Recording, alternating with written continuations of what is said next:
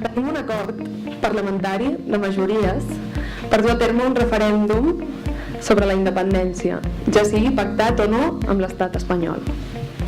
Un referèndum que en principi ha de ser al setembre de l'any vinent, però que no és descartable que s'avanci segons el curs dels esdeveniments polítics o les situacions que es creen a conseqüència dels atacs repressius de l'estat espanyol contra el poble mobilitzat català.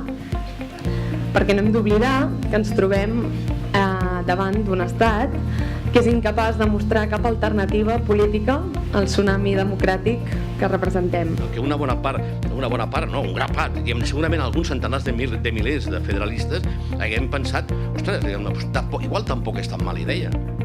Però atenció, no perquè deixem de ser federalistes, sinó perquè de totes les opcions possibles la federalista és la més remota, és la més utòpica, ja està. I aquesta és bàsicament la qüestió amb la que estem complicats.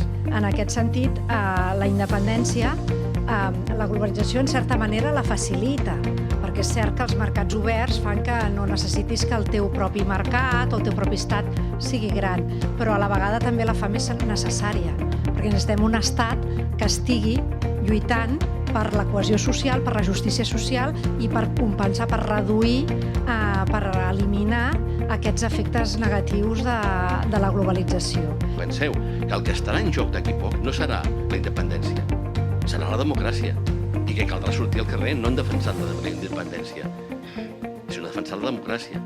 Un dels errors tradicionals és de la mirada, cap a on hem estat mirant. Evidentment, hem estat mirant 300 anys cap a la meseta, cap a l'interior. Si teniu al cap el mapa del país, que el teniu, és un triangle, no? Un mira al nord, un altre cap a l'interior peninsular i un altre cap al mar. Ens hem dedicat, per qüestions històriques i polítiques evidents, a mirar l'esquena, a mirar cap al centre, cap a la meseta, per veure d'on venien els pals. I no hem mirat cap a on hem de mirar si volem una república catalana, que és cap al mar i cap al sud, que és cap a on té tirada el país. Això no és una cosa geogràfica, sinó és una cosa política. És a dir, ens hem de reubicar com a república mediterrània.